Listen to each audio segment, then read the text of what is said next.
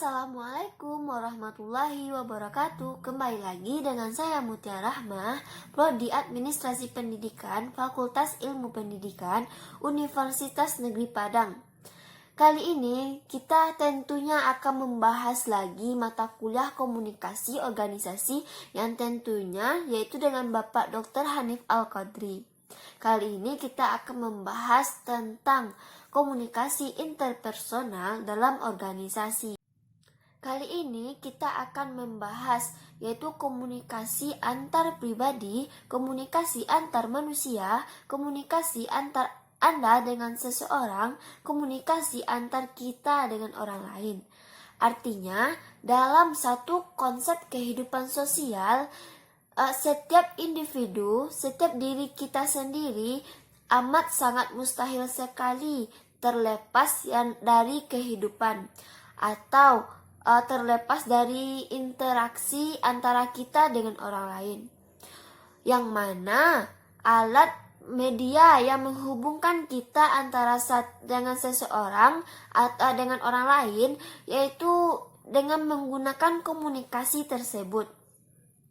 Mau tidak maunya, yang namanya komunikasi itu ialah alat dalam menghubungkan antara seseorang dengan orang lainnya dan menghubungkan antara kedua belah pihak tersebut. Nah, inilah yang dinamakan dengan komunikasi interpersonal. Di sini kita akan mengetahui seperti apa, bagaimana konsep dari komunikasi interpersonal tersebut. Dapat kita ketahui sebenarnya hal ini tidaklah sulit karena dalam kehidupan kita sehari-hari, dalam kehidupan kita individu sudah melaksanakannya, hanya saja dalam persepsi teori. Nah, barangkali inilah yang kita ulas dan yang perlu kita pahami. Seperti apa dan sebenarnya perlakuannya seperti apa, dan apa syarat-syarat terpenuhnya sebuah konsep komunikasi interpersonal tersebut dan bagaimana supaya komunikasi ini menjadi lebih baik, lebih efektif sehingga kedua belah pihak mendapatkan apa yang dia inginkan, apa yang mereka inginkan. Artinya, menjadi tujuan dari komunikasi yang mereka bentuk, pola yang terjadi memberikan manfaat untuk kedua belah pihak karena memang akan banyak kita temukan noise, akan banyak kita temukan hal-hal yang menghambat keefektivitasan dalam berkomunikasi. Secara teori akan terlihat lebih sulit, tetapi padahal sebenarnya kita sudah melakukannya secara sederhana.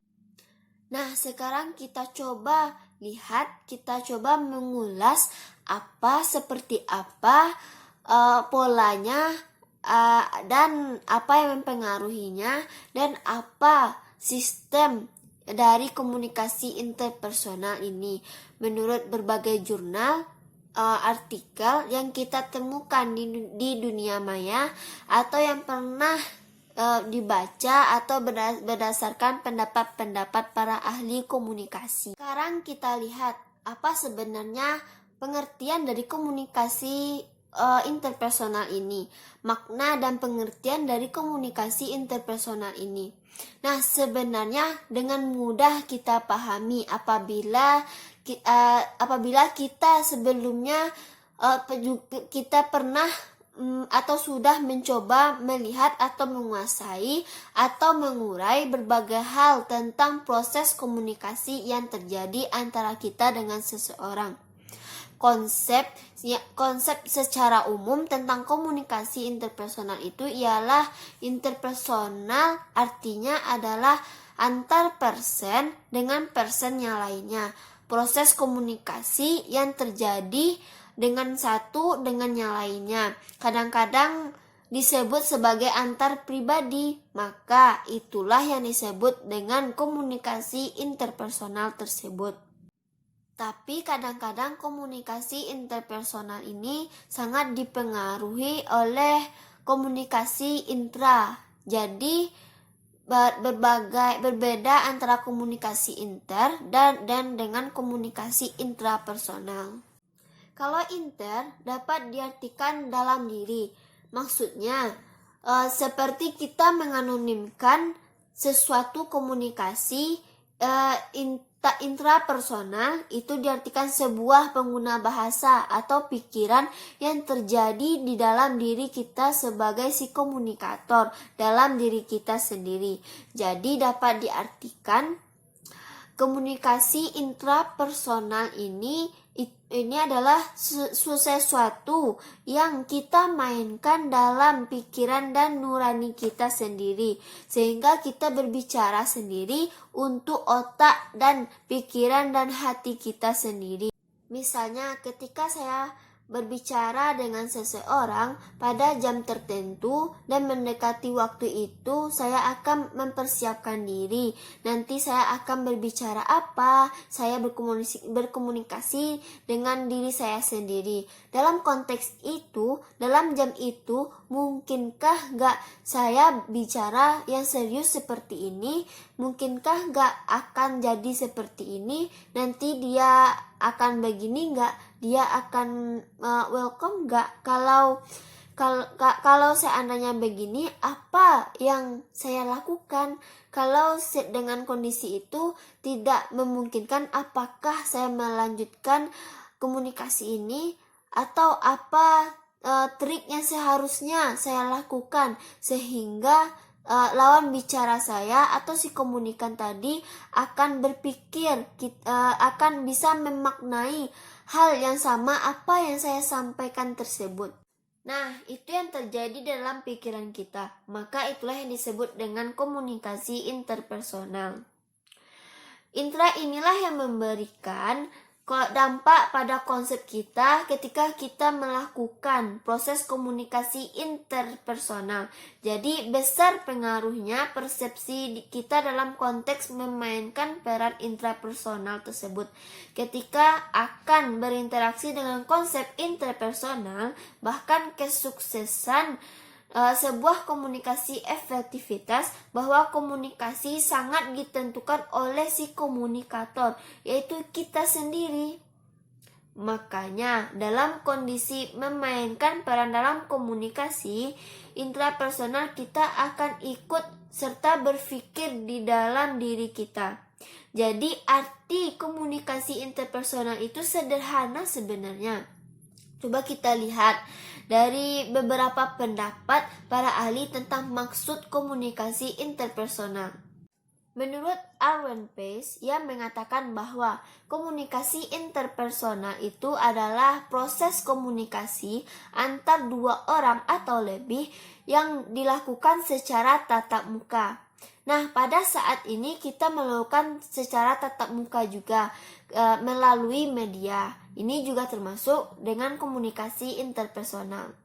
Yang lebih jelas lagi, apabila kita melakukan komunikasi tatap muka secara langsung, itu yang termasuk dengan komunikasi interpersonal.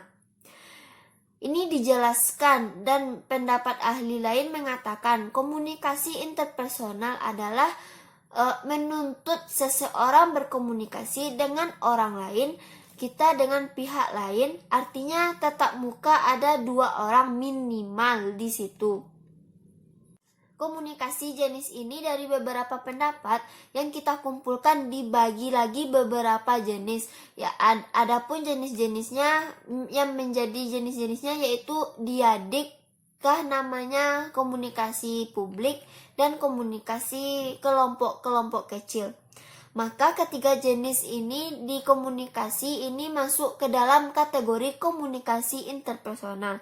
Bahkan komunikasi interpersonal juga berlaku secara kontekstual, di mana bergantung kepada keadaan, pada budaya, dan juga konteks psikologika. Artinya cara dan bentuk interaksi secara individu dengan individu lainnya akan tercorak melalui keadaan dan kondisi yang terjadi. Kalau kita lihat lagi beberapa pendapat ahli tentang komunikasi interpersonal untuk membandingkan antara pengertian mereka satu sama lainnya. Yang pertama, pendapat dari Littergen pada tahun 1999. Ia mengatakan bahwa komunikasi interpersonal itu disebut juga dengan komunikasi antar pribadi. Komunikasi antar pribadi itu dianggap juga komunikasi interpersonal. Nah, komunikasi antar pribadi ini dianggap sebuah komunikasi antar individu-individu yang terjadi antar seseorang dengan orang lain. Nah, bentuk kasus dari komunikasi interpersonal ini menurut Littergen adalah komunikasi diadik yang melibatkan hanya dua orang dan dilakukan secara tatap muka atau secara parsial yang memungkinkan setiap pesertanya, setiap individu tadi menangkap reaksi yang terjadi mulai dari poin-poin yang dikemukakan, raut wajah yang terpaparkan, mimik wajah yang dipakai, interaksi yang terjadi, tatapan muka, semuanya terlihat dengan jelas secara verbal dan nonverbal. Contohnya, komunikasi antara guru dengan muridnya, komunikasi antara dosen dengan mahasiswanya, komunikasi antara dua sahabat, komunikasi antar teman sejawat, komunikasi antara suami dan istri, dan banyak lain-lainnya. Nah, itulah tadi pengertian komunikasi interpersonal menurut Littergen. Sekarang kita bandingkan lagi menurut pendapat dari Sylvian Moss atau dari pendapat Stewart Eltaps. Nah, apa katanya? Katanya komunikasi interpersonal itu memiliki ciri-ciri dari komunikasi diadik, ya, atau antar individu tadi, atau antar dua orang tadi. Yang mana ciri-cirinya tersebut ialah yang pertama, peserta komunikasi itu berada dalam jarak yang dekat sehingga memungkinkan interaksi yang terjadi itu adalah intim, melibatkan semua gejala yang terjadi melalui tatapan mata, gerak tubuh, intonasi yang terjadi, vokal suara, dan lain-lainnya. Yang kedua, ciri-ciri yang kedua menurut Sylvian Moss atau Stewart Eltaps, yaitu peserta komunikasi interpersonal atau kedua peran yang dimainkan oleh dua orang yang berlainan ini memungkinkan mengirim dan menerima pesan secara simultan, berkelanjutan secara spontan tanpa dibuat-buat, tanpa dirancang-rancang, itu dilakukan secara spontan sendirinya dan itu berkembang terus baik secara verbal maupun secara nonverbal. Dan ciri-ciri yang ketiga menurut Sylvian Moss, pendapat dari Stewart Eltaps, yaitu komunikasi antar pribadi itu adalah sangat potensial untuk menjadikan fungsi instrumental sebagai alat yang mempengaruhi lawan bicara atau mempengaruhi orang lain yang menjadi komunikan atau pendengar dari si komunikator, penerima pesan dari si komunikator. Ciri-ciri yang ketiga dari pendapat Sylvian Moss atau pendapat dari Stewart Eltaps yang ketiga, yaitu komunikasi antar pribadi itu adalah sangat potensial untuk menjadikan fungsi instrumental sebagai alat mempengaruhi lawan bicara atau mempengaruhi orang lain yang menjadi komunikan atau orang yang menerima pesan dari si komunikator. Demi apa? Demi memujuk mereka, demi mempengaruhi mereka agar dapat menggunakan. Karena apa? Karena kita menggunakan hampir semua alat indera yang kita punya untuk mempertinggi daya bujuk pesan atau informasi yang kita sampaikan atau informasi yang kita komunikasikan kepada mereka, dan sebagai komunikasi yang paling lengkap dan paling sempurna. Komunikasi antar pribadi sebenarnya memegang peranan yang penting hingga kapanpun atau dimanapun, selama manusia masih hidup, selama manusia masih mempunyai emosi. Karena komunikasi interpersonal tidak akan lepas dari emosi yang terjadi. Rasa senang, bahagia, rasa duka, rasa sedih itu muncul ketika proses komunikasi interpersonal. Nah, kenyataannya komunikasi tatap muka ini membuat manusia lebih akrab, lebih dekat sesamanya, berbeda dengan komunikasi melalui melalui media sosial, karena sentuhannya berbeda, kemudian melalui surat kabar, televisi, atau sekalipun teknologi canggih yang manapun. Karena bagaimanapun secara tradisional itu lebih baik menggunakan komunikasi secara tradisional tersebut. Interpersonal yang bukan tatap muka langsung jauh lebih memungkinkan hubungan interpersonal, hubungan yang lebih intim, kedekatan emosional terjadi. Kenapa? Karena komunikasi itu akan terus berkembang dengan nyaman, dan kita bisa memaknai kejujuran orang lain, gerak badan yang terjadi, sehingga pikiran-pikiran negatif atau kecurigaan dari komunikasi itu membuat penerima pesan atau informasi itu terjadi lebih cepat dan lebih bisa diterima, dan semakin mengurangi misunderstanding atau noise yang terjadi dalam komunikasi tersebut. Ada lagi yang lebih menarik menurut Jalaluddin Rahmat. Beliau meyakini ada beberapa banyak hal yang mempengaruhi komunikasi antar individu atau komunikasi interpersonal, yang mana banyak hal yang mempengaruhi komunikasi tersebut, mulai dari persepsi interpersonal, konsep diri, dan ada yang menyebut sebagai atraksi interpersonal dan hubungan interpersonal. Selanjutnya, ada 7 hal yang mempengaruhi komunikasi interpersonal. Yang pertama, yaitu trust, kepercayaan seseorang bila seseorang tersebut mempunyai perasaan bahwa dia tidak akan dirugikan oleh orang lain, atau dia tidak akan dikhianati oleh orang tersebut. Dan kepercayaan kita terhadap orang lain itu akan tumbuh beberapa faktor, yaitu diantaranya yang pertama, faktor karakteristik dan maksud orang tersebut. Yang kedua adalah kekuasaan. Apabila orang tersebut memiliki kekuasaan, yang mana berarti ia memiliki kekuatan terhadap orang lain, maka orang lain tersebut akan patuh dan tunduk terhadap dirinya.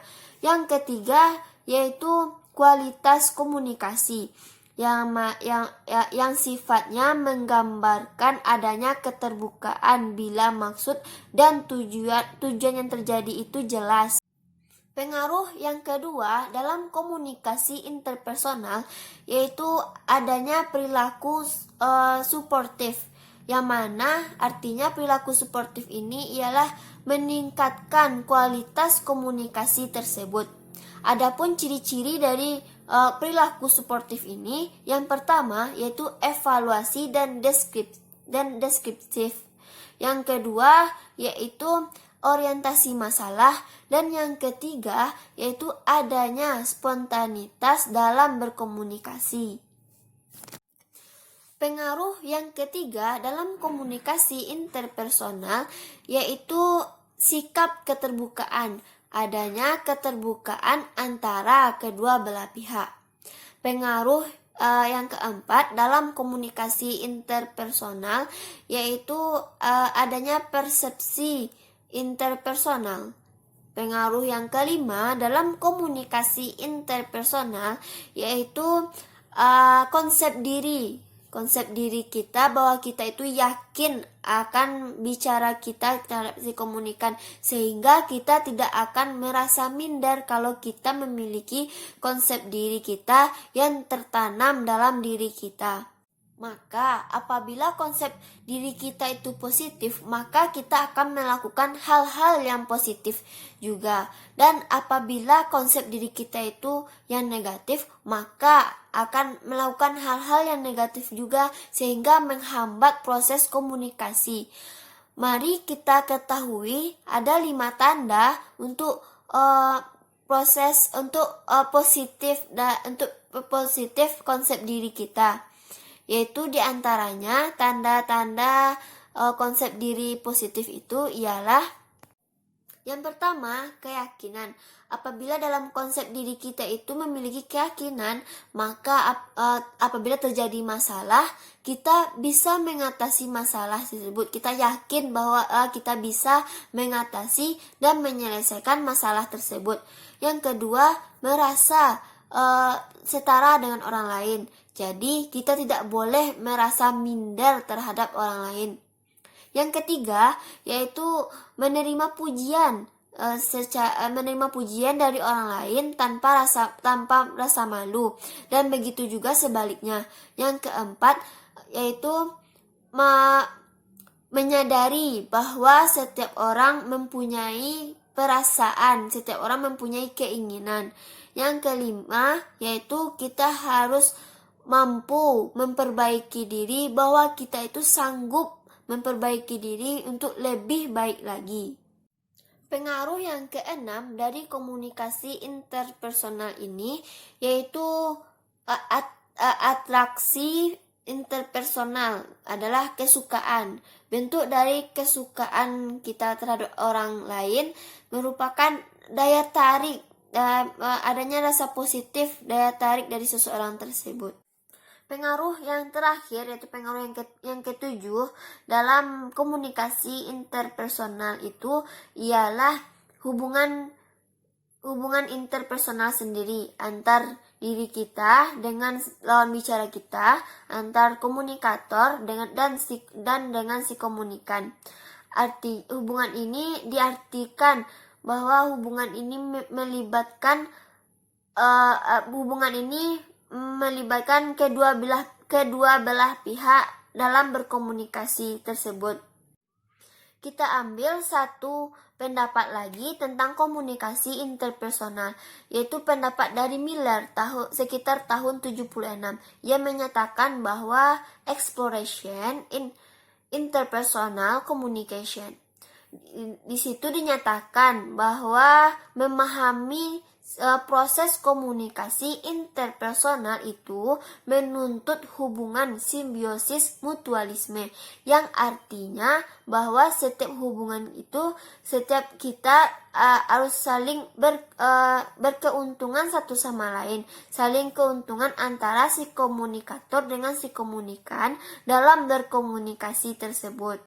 Maka dapat kita simpulkan bahwa komunikasi interpersonal ini akan jauh lebih efektif ketika hubungan antara si komunikator dengan si komunikan itu semakin dekat.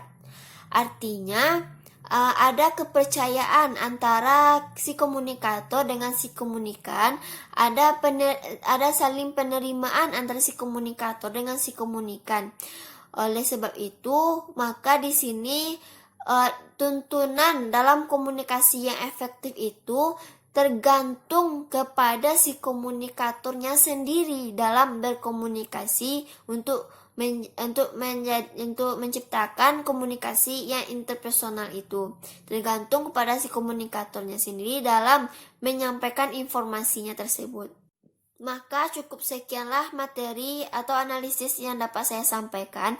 Apabila ada kesalahan atau pengurangan dalam pengucapan kata-kata atau kalimat-kalimat, saya mohon maaf sebesar-besarnya.